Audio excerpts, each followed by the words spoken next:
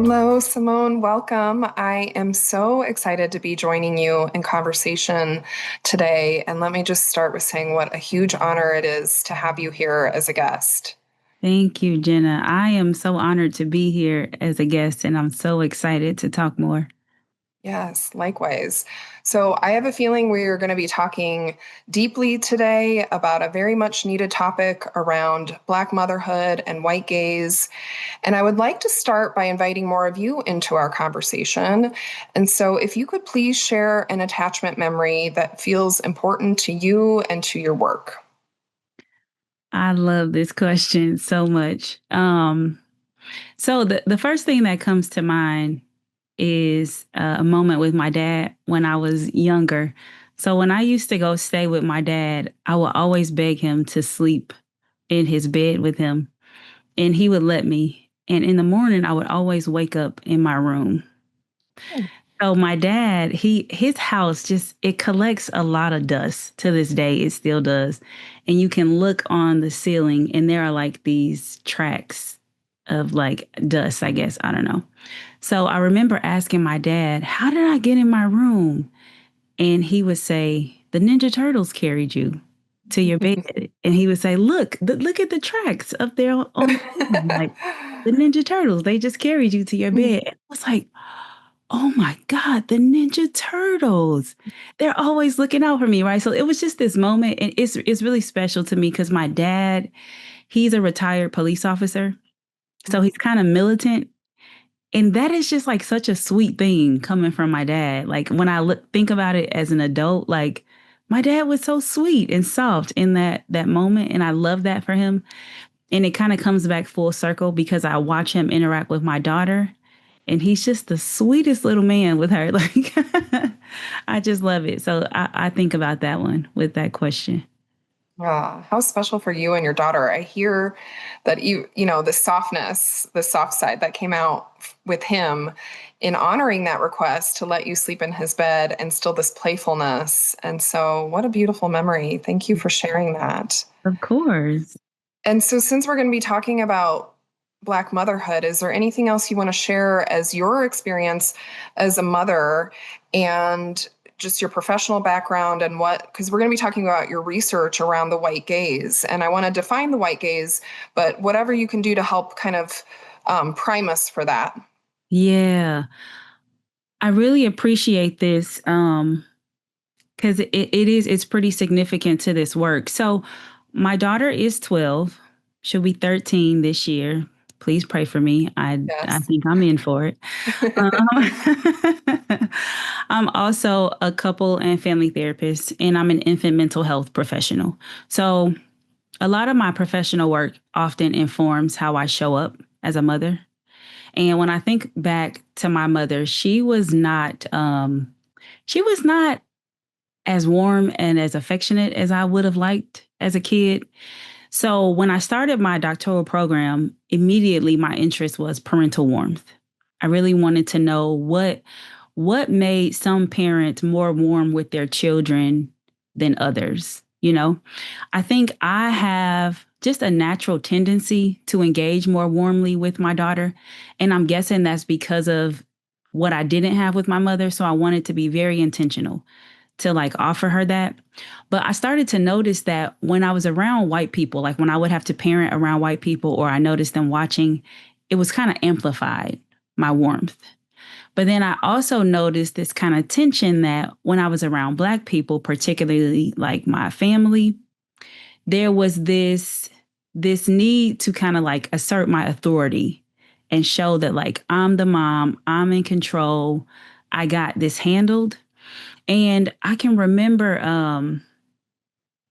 just like different instances where I would see Black mothers or Black female caregivers with their children and just kind of the way that they would speak to them. And I always wondered, what is that about? Right. But I noticed that there was this tone. It seemed a little more harsh. It was more firm, more stern, definitely. But I noticed it was mostly around other Black people. And I always wonder, would that be the same around white people? I just wonder, did other Black mothers have these experiences that I'm having? Like, is this a performative thing? What is it? So I was always curious about that. And as I started to do more research, I learned about this white gaze. I had never heard of that, but I looked more into it and I'm like, that is it. I want to know, like, is this a real thing? Does this really impact people the way that they say it does? So this research was super impactful. I love how it stemmed from your own natural curiosities and lived experience as a mother. And I know you talk about the double judgment between the white gaze and the black gaze. So we'll get into that a little bit more too. But before we do, can you define what it is that you mean by the white gaze and especially how this shows up in public parenting? Oh, of course. So in order to truly like understand the white gaze, I think is first important to understand like the power in looking. Like there is so much power in looking. I don't know when you were raised if they taught you don't stare at people. Like it's impolite to stare. And when you think about why, like it makes people uncomfortable. It's like you're entering into their personal space. It takes them the research has said like it alienates people, it interrupts their lived experience, right? That looking is anything that makes you vulnerable. So the white gaze is like this metaphorical or even a literal look that operates as like this form of surveillance or this means of control. And when you apply it to these settings where people of color are observed or judged by white people, that's where we get the white gaze. And it's so significant because the white gaze, it says that it disciplines the object of its gaze. And then that object internalizes the norms of the one who gazes. And that just stood out to me so much. I'm like, can someone looking at you really have that effect? Right? So essentially it's this idea of realizing that somebody's watching you and interpreting you, and then you adjust the way you behave according to what they're expecting of you. And the crazy part is nobody even really has to be watching you. You can just feel like somebody's watching you. Yes, it becomes so internalized and it's rooted in just hundreds of years of a painful, Mhm. ugly history around racism and racialized surveillance. And I know when I heard you speak, this is why I had to have you on the podcast because it was so powerful. Because this topic isn't necessarily new, but the nuances that you bring to it around specifically around the white gaze, I think makes it even more powerful. And you talked about both the literal and the metaphorical white gaze. And so if Uh-huh. you could shed some more light on that, especially the historical context. Yeah. So I think a lot of this is rooted in like historical trauma, right? And fear from like slavery and even beyond that, where attention from a white person could be really harmful, where families could be separated.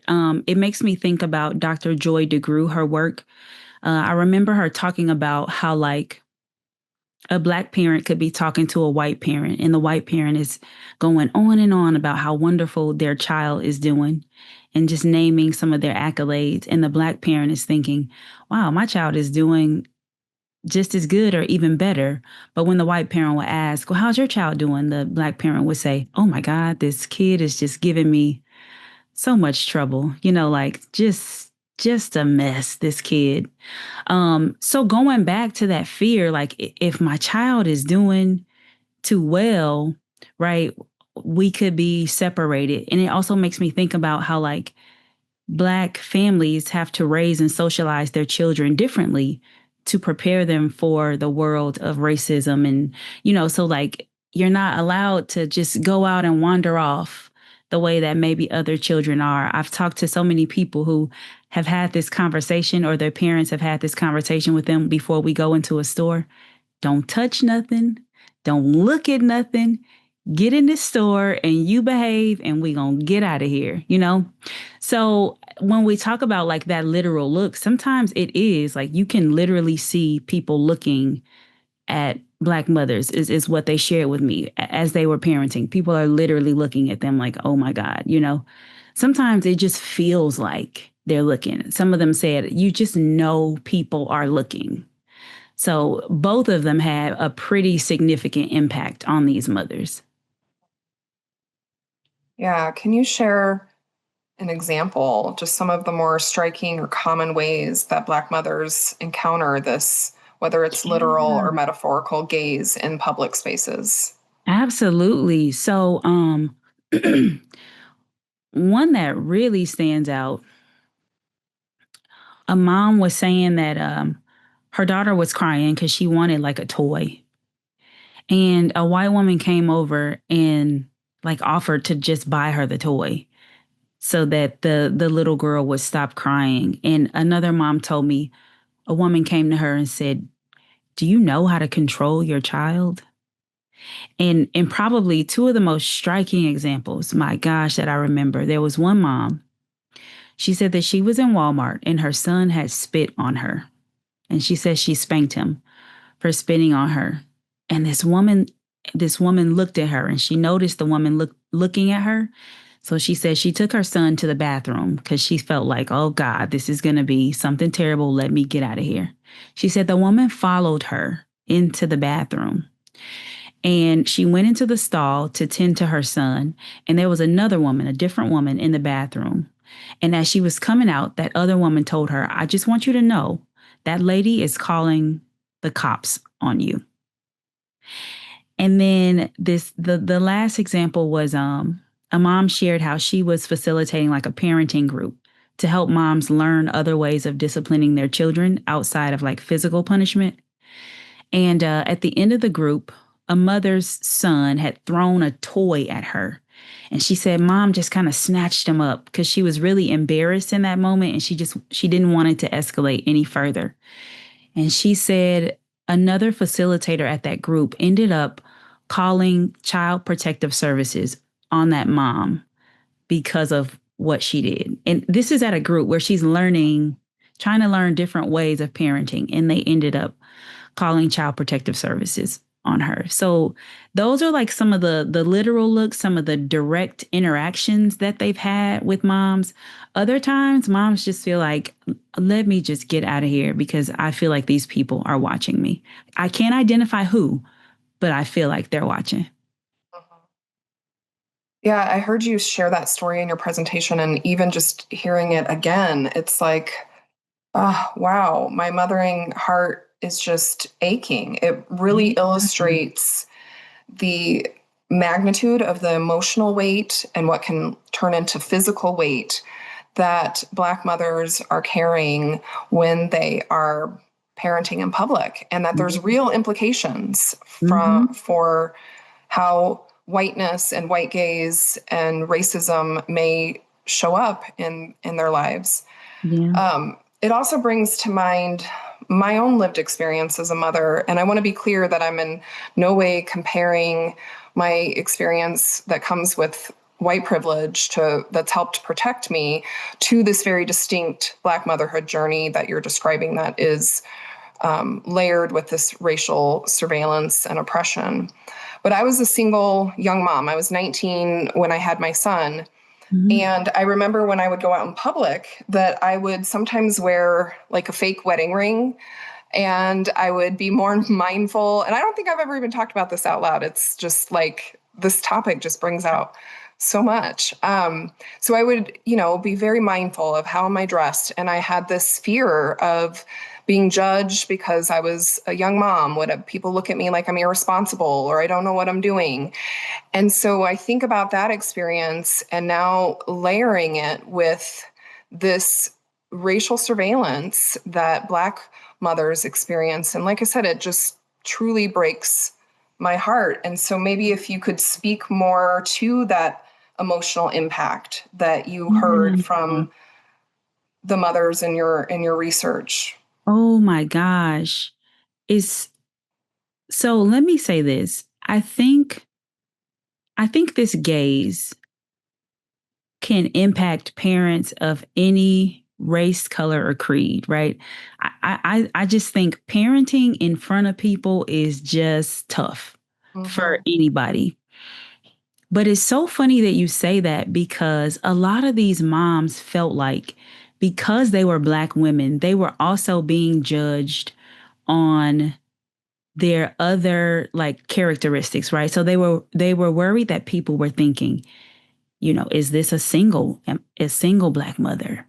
If they have more than one child, do all the children have the same father, or does she have multiple fathers for the children?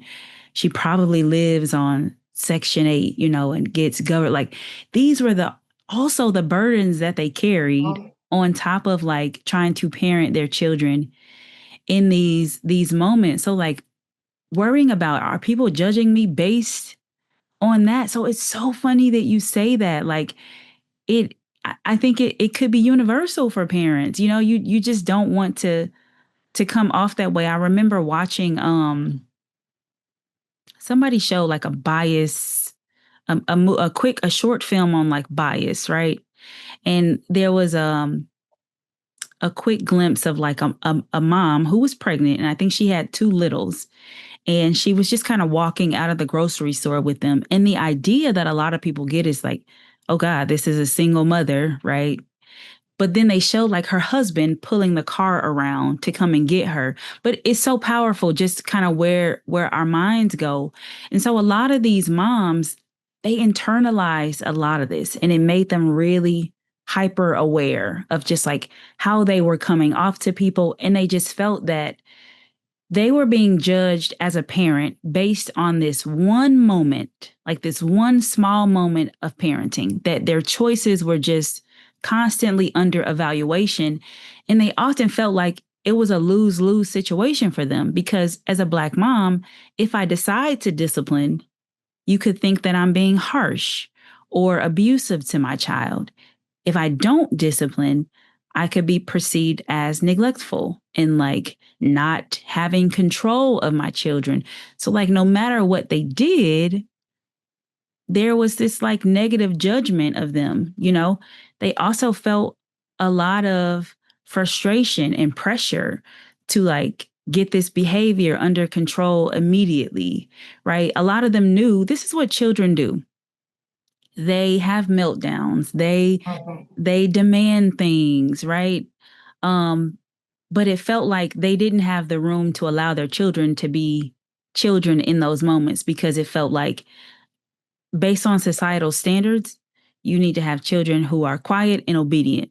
So when they're loud and they have these things going on, it feels like an emergency. I need to do something quickly, right? And I think that's where a lot of them, you saw kind of some of the changes in their parenting behaviors.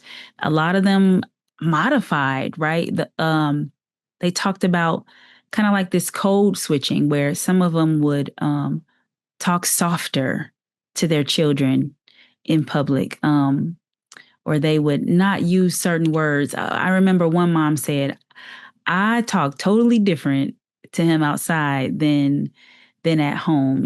Some of them felt like at home I might just let my child be and like feel their emotions, but in public I got to do something quickly. So I got to get them up, and I don't want to disturb other people. And some of them just said, I just don't even go anywhere. Like I just limit my time out. I would just rather stay home than to even be bothered with this stuff. And it just created a lot of stress and pressure for these moms. Mm-hmm. Yeah, I appreciate you naming the way they internalize those experiences, and that it's not, they internalize it, yet it's not theirs to internalize. They're not overreacting, they're over surveilled. And yet that's what ends up living in their body, as if, it's something that I'm doing, yet it's not them that's failing, it's the gaze and all the historical context of that gaze. And I also wonder, not only how is it internalized for them, but then how is it internalized for their children when they're out in public? Yeah. And if we're talking about this from an attachment lens, my mom is my secure base. And is she showing up as that secure base, that authentic secure base that I know she wants to be? but in public, she may be more of a performer, and that may not feel Hmm. secure. And Hmm. so the differences between the secure base and the performer and how the children are internalizing that. Any insight, Simone, from you on how that could impact children? Yeah. So this is where it got kind of interesting for me because I think the moms were very clear to say like it's not that I change who I am or how I parent from one environment to the next. It almost sounded like more of a response or a reaction to what could be happening in the environment. But I think you're right. It could be probably confusing to the kiddos, right? And maybe not knowing how mom's going to react. So like the gays, it often forced these moms to change how they discipline. Sometimes they were harsher, sometimes they held back. Either way, it was about showing that they could be in control of their children. And so what made it harder was, like I said, it was just these kids being kids. They're crying, they're testing limits. But under the gaze, those normal behaviors made the parent feel judged or feel incompetent, out of control, right?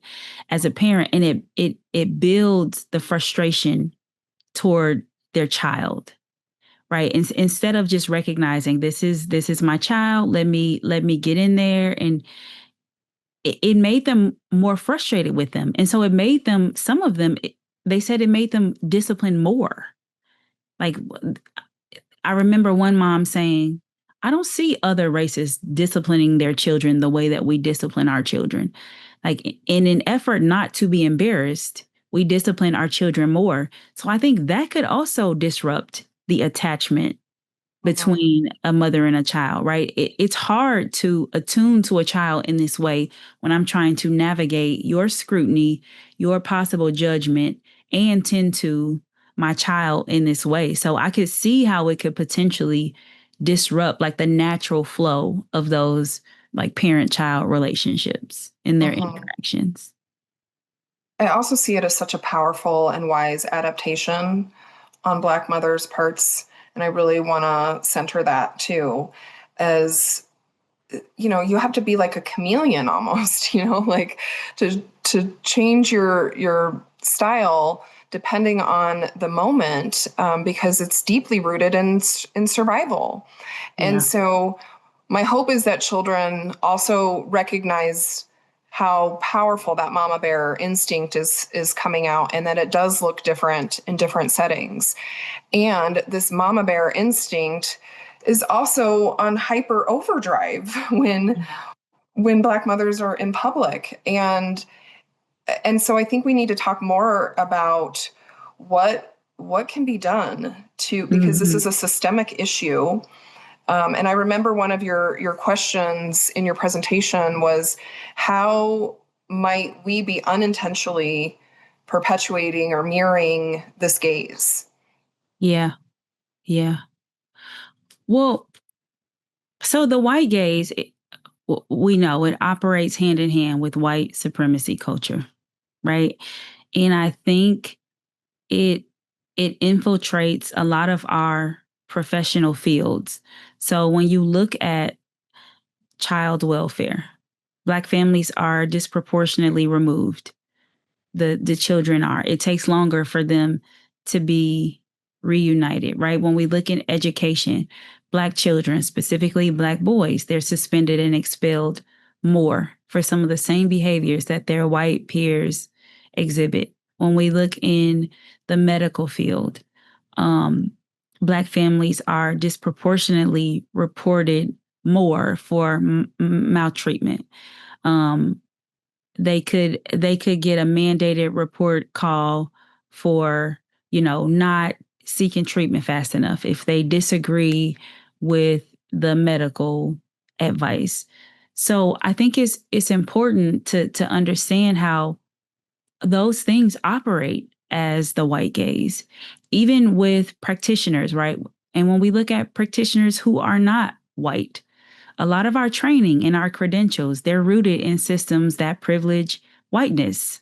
right? That's the standard. This is what good parenting is. So I think as a result, sometimes we unintentionally enact the white gaze and we reinforce some of those expectations and those norms that kind of overlooked the lived realities of Black mothers. So when we think about theories of child development and parenting, they're all informed by white scholars, white middle class experiences.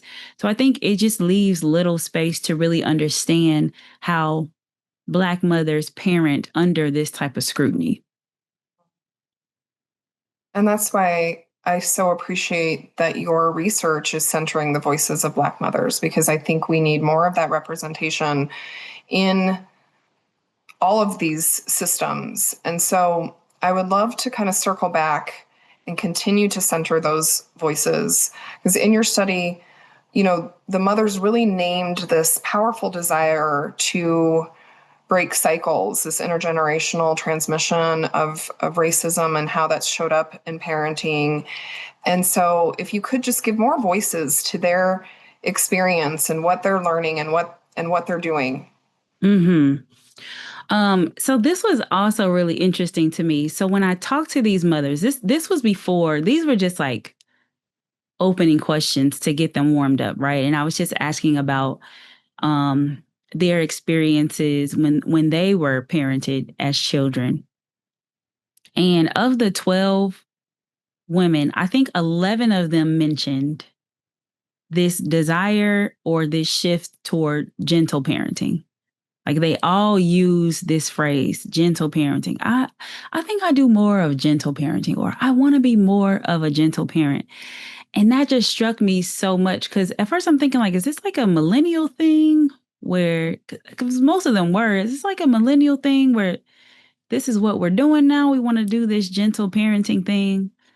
But as I listened to their stories more, a lot of them were saying, you know, either they didn't have so wonderful experiences growing up with their parents, like their parents were a lot stricter or a lot more harsh. Maybe there was a lot of yelling. For some of them, there was physical discipline that they just did not love growing up, and they wanted to do it very differently with their children.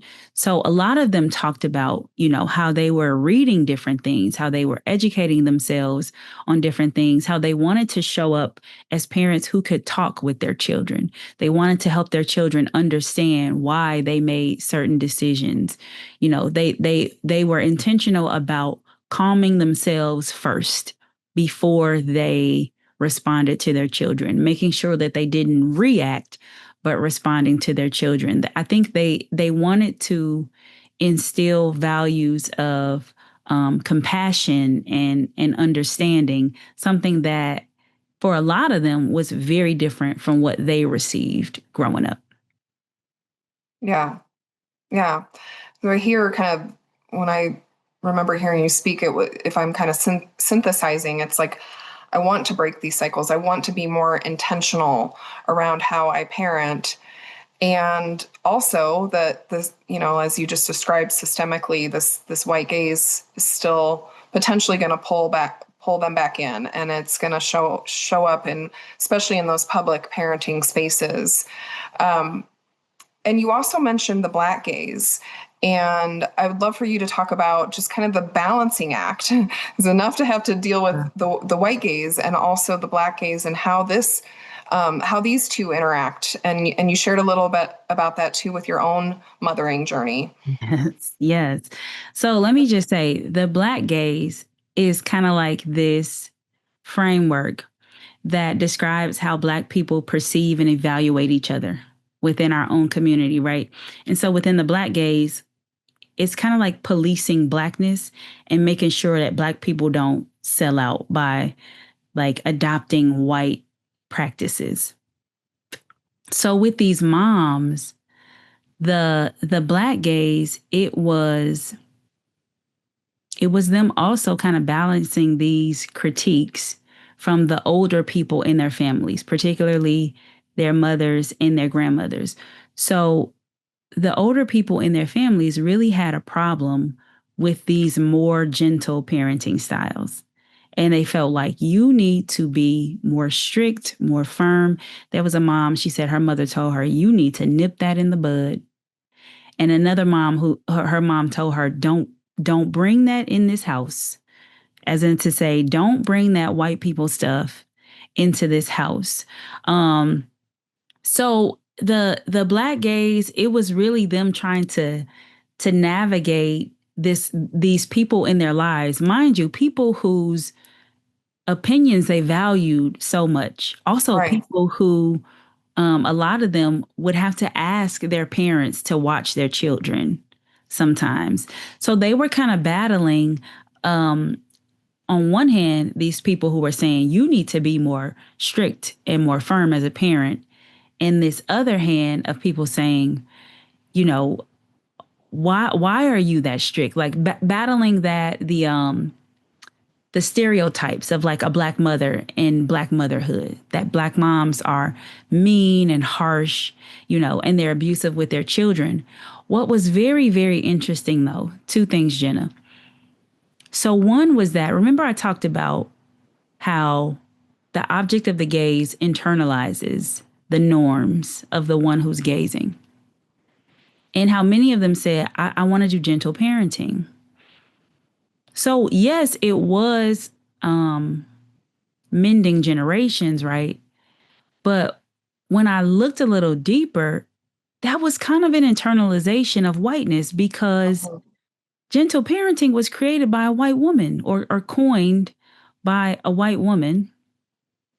And they all said, that's what I want to do. And even when they did, I have to say this, not one of these mothers endorsed like punitive punishment. None of them talked about whooping or like knocking their kid, like demeaning. None of them had strategies like this, right? A lot of them were very gentle. One mom even said, oh God, I don't want to yell. I know I do sometimes, but that's not who I want to be as a parent. Even in their gentle parenting and just like their very thoughtfulness in their parenting strategies, they still didn't feel comfortable enough to parent authentically in public. They still felt that they had to change the way that they parented in public. And again, whether they did it the way they thought they were supposed to or their own way, more harsh or less harsh, it was still met or with what felt like judgment or scrutiny, right? The other thing that really surprised me was even though they faced this backlash from the black gays as well, it still was not as powerful as the impact of the white gaze. So they had these family members who were saying, you need to do it this way, or this is what's going to happen with your child. But not one of them said, you know what? I'm going to be more harsh.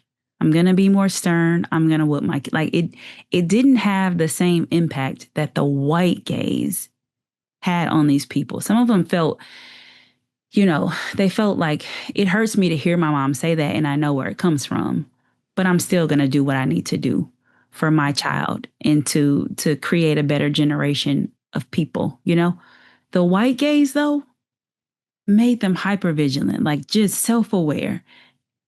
What are they thinking? How do I, like the impact of the two was just crazy, the difference.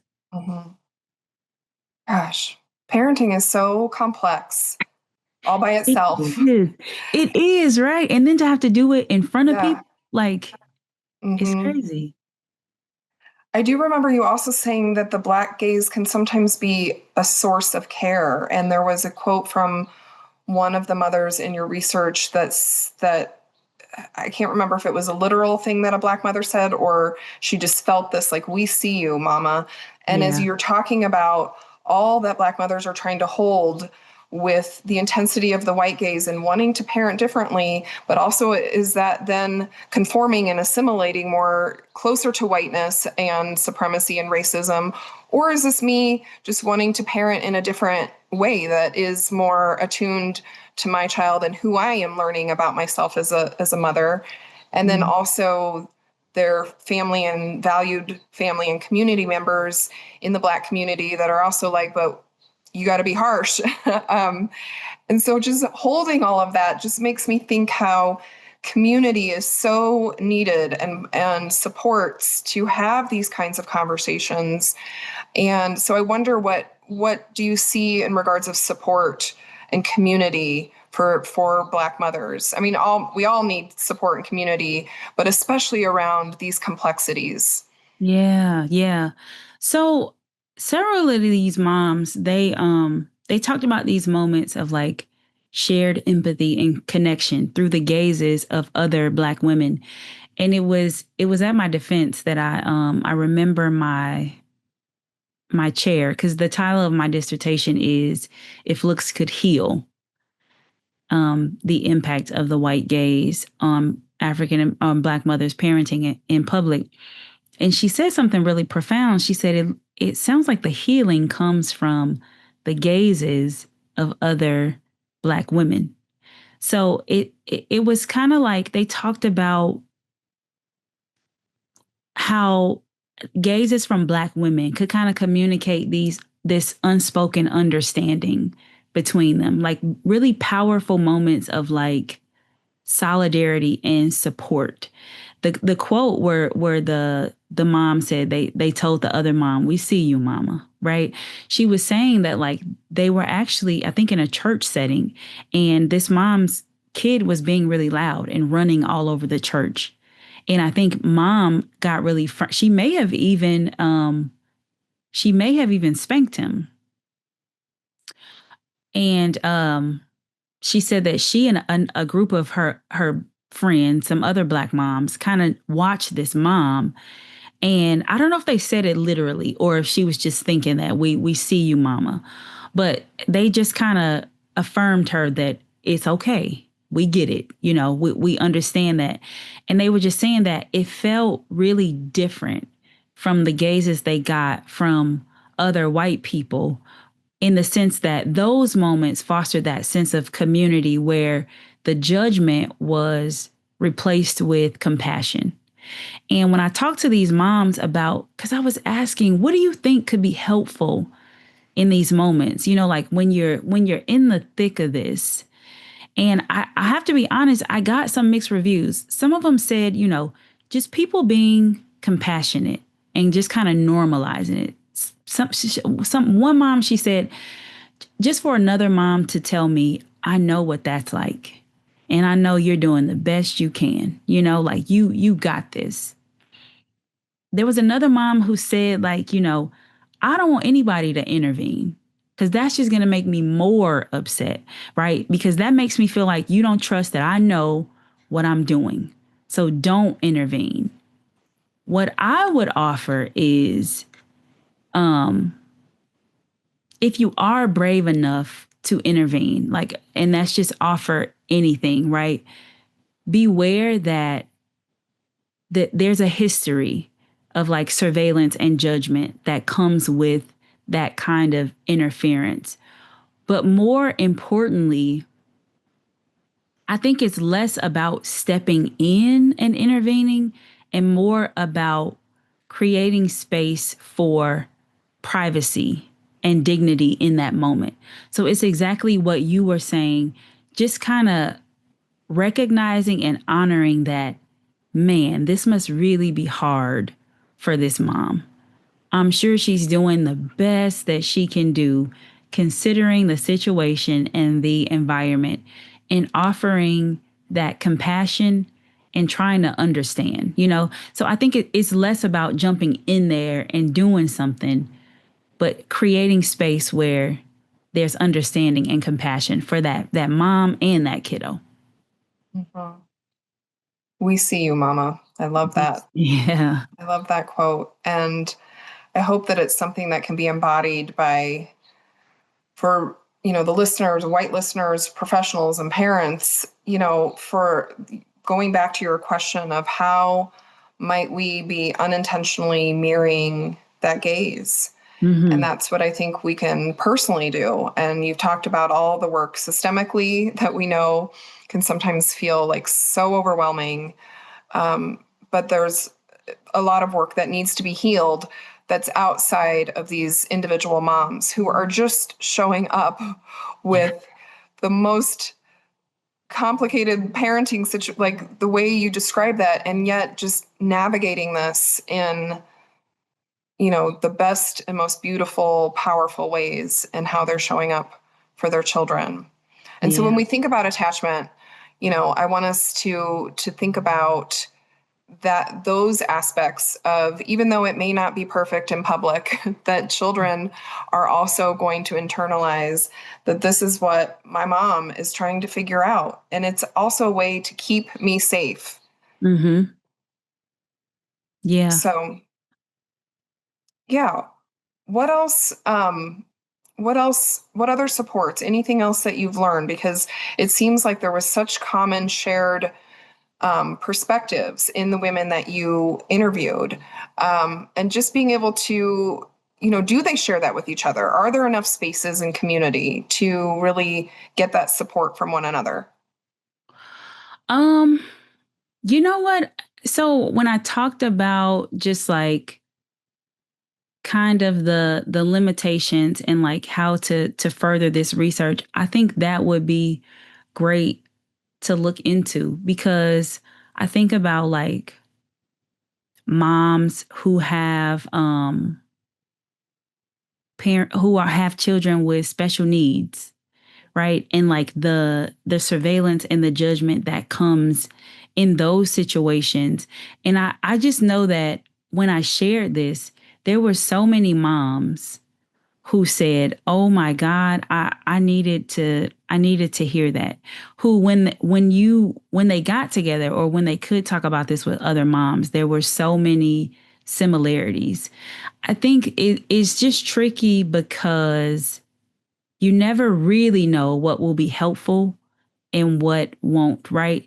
And also understanding that whatever you try and do or think you can try and do, it's a really sensitive moment. Like Mhm. you're potentially jumping in on something that is really truly sensitive. I think that as as professionals, we need to reflect on our own training, right? And the institutions that we come from and how that all contributes to this kind of over scrutiny of Black parents, having a more culturally responsive approach, right? When we are doing all of these assessments, when we're working with these Black moms, we need to, I think, assess for stressors that are related to the white gaze and how it imposes on those parenting practices, right? Acknowledging the emotional labor that these moms endure when they're engaging in these spaces. I think practitioners should explore how the white gaze specifically contributes to parental stress, how it contributes to self doubt, some of the mental health challenges that we might see in moms. It kind of reminds me of how when they edited the ACEs study to include like racial trauma and historical, think poverty and things like that. So just these things, this in general, how it contributes to like the overall concerns within some of these parent-child relationships. Yes, I think being mindful to even ask those questions is bringing that into the space that professionals are acknowledging that this is real. Mm-hmm. And how can we support Black mothers so that they are able to parent more authentically, even Yeah. under the gaze? And what are we doing as professionals to potentially be perpetuating that gaze and the work that we're constantly doing and looking in the mirror at our own selves?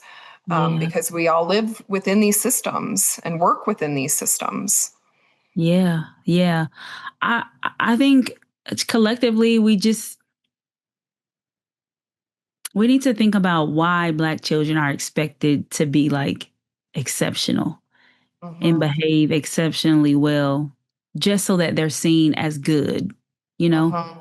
Like you were sharing, like that narrative is rooted in anti-Blackness, I think. Instead, we Hmm. should center their humanity in the fact that children have the right to just be children.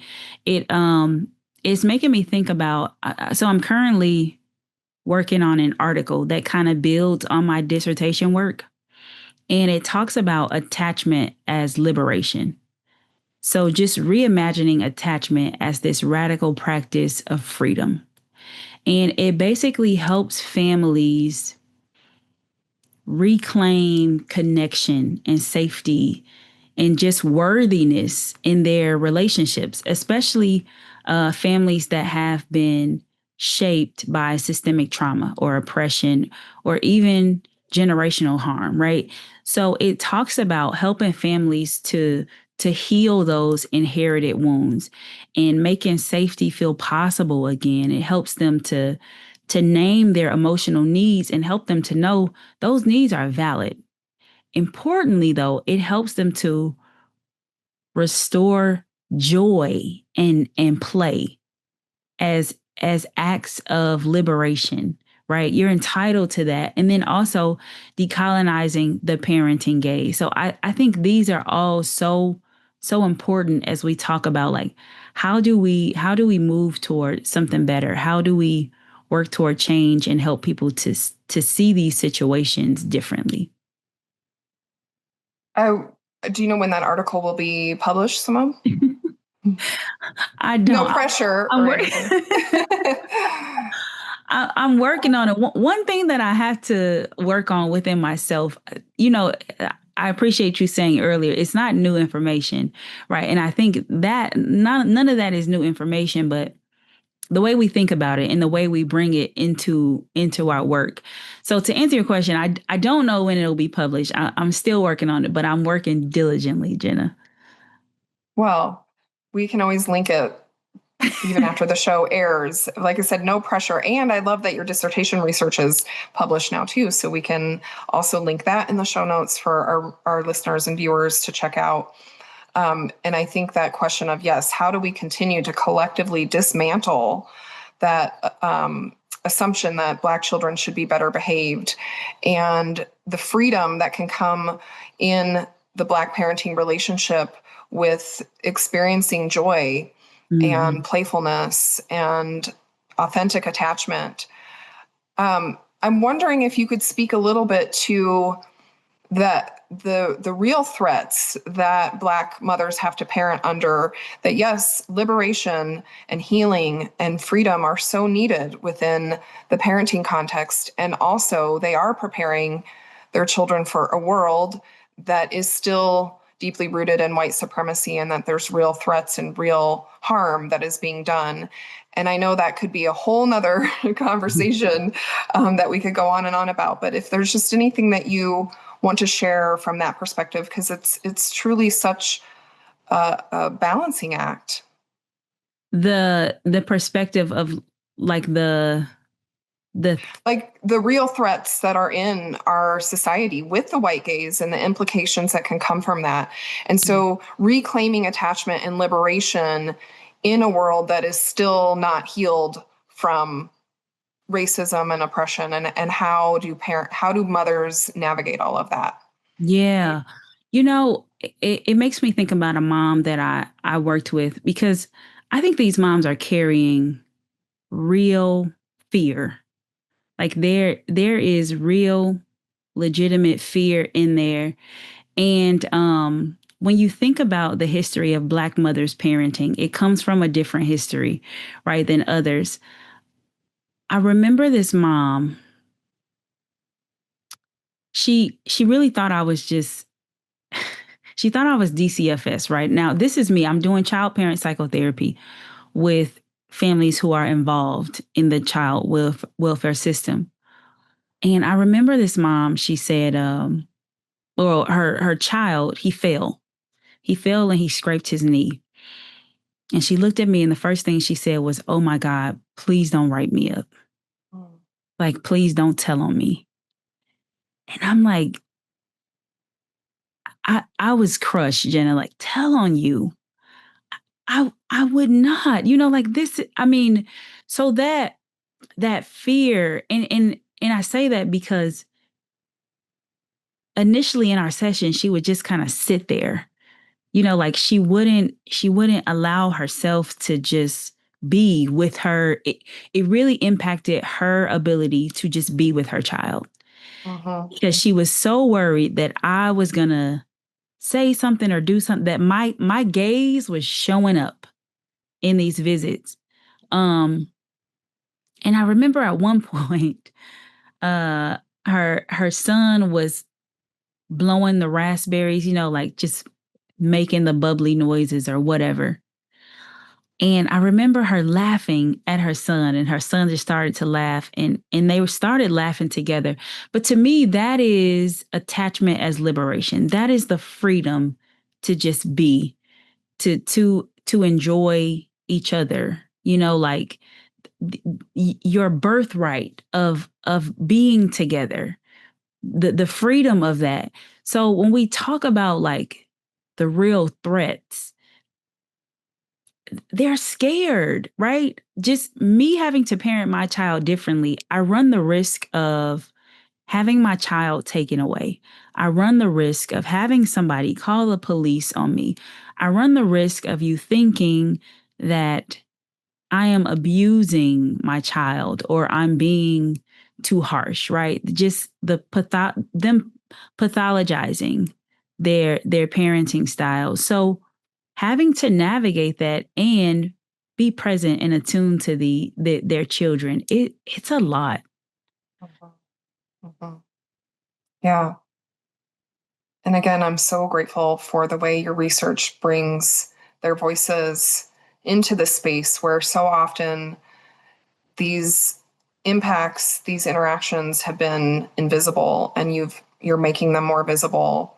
And I know your work is going to continue to try and do that when you get this article published and your book. That'll be next. I just know I'm Yeah. going to manifest. You are going to write a Yes. book. I feel it. Let's put it out there. Absolutely. But thank you for bringing that real life, I mean, that real life example. Just again, it's the weight of all of these things that Black mothers are holding. And I think that liberation, it sounds to me, is like, how do I still show up and be present in these moments where I can experience joy with my child? That yes, we know these real threats and the white gaze is not going to go away. And I can still choose to show up in my most authentic self whenever possible. Yeah. Um, and so I love that your work is helping to do that and to reclaim even more of this liberation. So tell Mhm. us more. Where can our listeners and viewers find out more about your work, the exciting work that you're doing? You've got a lot going on, and would love for them to be able to reach out if they're interested in learning more or working with you. Yeah, absolutely. So I do have a private practice, Generation Mend, named after me being a generation mender. Um, my website is up and coming, but the website is generationmend.com. Um, if anybody is interested in collaborating, you can reach out to me at my email. It's going to be ssiemone, which is SSIEMONE at generationmend.com. Um, Feel free to reach me there with questions. And when the website is up and running, you can learn more about the clinical services at Generation Mend. I've also developed a relational model called the Mend model, where it helps families and organizations to reflect deeper on themselves and what they bring into relationships to create cultures of respect and healing within families and organizations. So lots of things, but look out for generationmend.com. Thank you, Simone. Yeah, we'll link that in all of the show notes from today's conversation. And I would love for you shared a prayer for Black mothers in your presentation that was so powerful. Would you be willing to share it here as we wrap up? Absolutely. Um, I'm going to just pull it up and maybe you can edit this part out. Take your time. Yeah. Okay. All right. Um,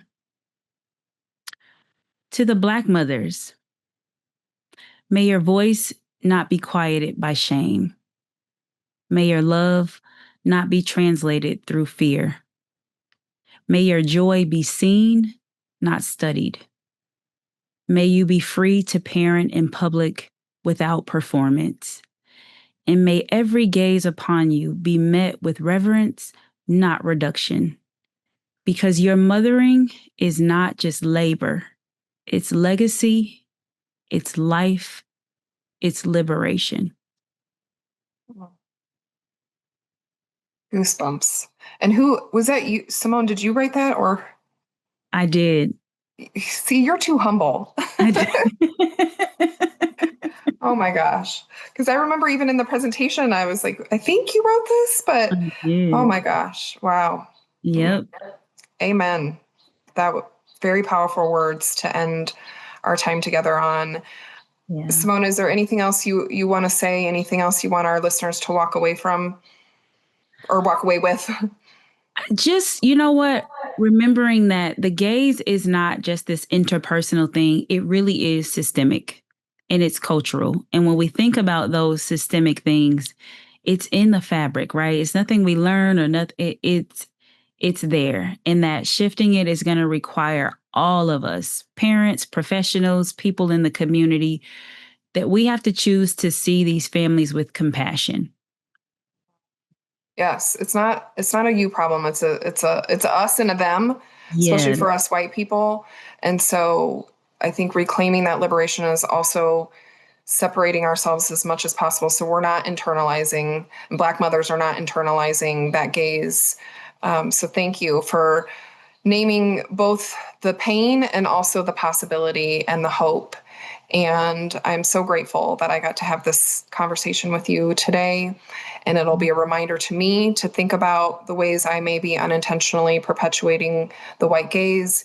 And it's a reminder for all Black mothers that we see you and that your wisdom and beauty in parenting is honored and your voices. And so thank you so much, Simone. And I look forward to your article and anything else that you continue to share through your amazing work on the men model, all of that. So thank you and take good care.